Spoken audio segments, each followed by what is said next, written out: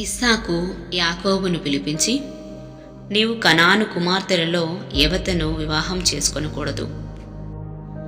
నీవు లేచి పద్దనరాములోనున్న నీ తల్లికి తండ్రి అయిన బెతూయేలు ఇంటికి వెళ్ళి అక్కడ నీ తల్లి సహోదరుడగు లాబాను కుమార్తెలలో ఒకదానిని వివాహం చేసుకొనుము అని అతనికి ఆజ్ఞాపించి, సర్వశక్తిగల దేవుడు నిన్ను ఆశీర్వదించి నీవు అనేక జనములగునట్లు నీకు సంతానాభివృద్ధి కలుగజేసి నిన్ను విస్తరింపజేసి నీవు పరవాసివైన దేశమును అనగా దేవుడు అబ్రహామునకిచ్చిన దేశమును నీవు స్వాస్థ్యముగా చేసుకొనున్నట్లు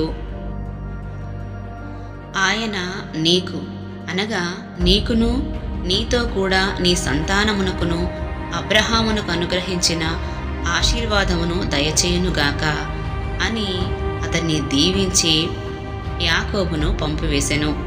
అతడు పద్దనరాములోనున్న సిరియావాడగు బెతూయేలు కుమారుడును యాకోబు ఏశావుల తల్లియగు రిబ్కా సహోదరుడునైన లాబాను నొద్దకు వెళ్ళెను.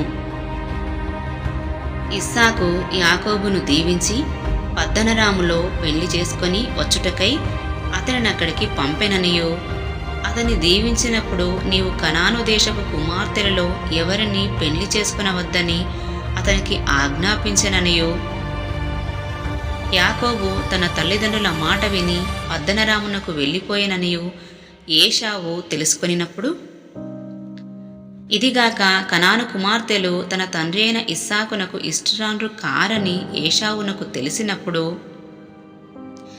ఏశావు ఇష్మాయేలు నొద్దకు వెళ్ళి తనకున్న భార్యలు కాక అబ్రహాము కుమారుడైన ఇష్మాయేలు కుమార్తెయు నెబాయోదు సహోదరియునైన మహలతును కూడా పెళ్లి చేసుకొనెను. యాకోబు బెయేర్షెబా నుండి బయలుదేరి హారాను వైపు వెళ్ళుచు ఒక చోట చేరి ప్రొద్దుగుంకినందున అక్కడ ఆ రాత్రి నిలిచిపోయి ఆ చోటి రాళ్లలో ఒకటి తీసుకొని తనకు తలగడగా చేసుకొని అక్కడ పండుకొనెను. అప్పుడతడు ఒక కల కనెను.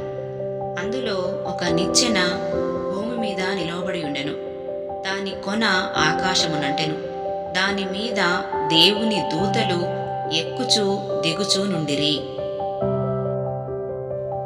మరియు యెహోవా దానికి పైగా నిలిచి, నేను నీ తండ్రి అయిన అబ్రహాము దేవుడను ఇస్సాకు దేవుడైన యెహోవాను, నీవు పండుగనియున్న ఈ భూమిని నీకును నీ సంతానమునకును ఇచ్చెదను.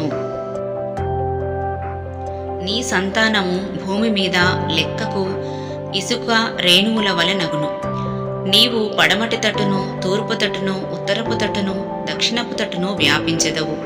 భూమి యొక్క వంశములన్నయు నీ మూలముగాను నీ సంతానం మూలముగాను ఆశీర్వదింపబడును. ఇదిగో, నేను నీకు తోడయుండి నీవు వెళ్ళు ప్రతి స్థలమందు నిన్ను కాపాడుచు ఈ దేశమునకు నిన్ను మరలా రప్పించెదను.